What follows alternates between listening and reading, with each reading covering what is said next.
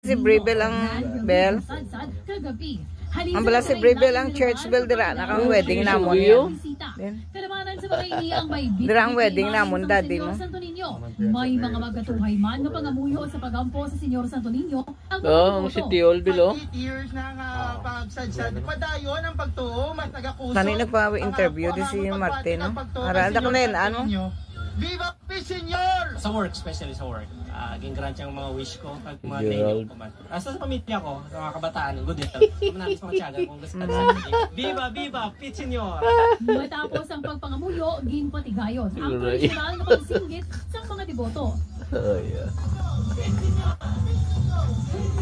Amo gini sa una bell ka, lugi ko na di beso, nagbal mo bell. Nangin mas Ang gini sa napangayang ko blaso na sang bulig kay Permin Senyor Santo Niño.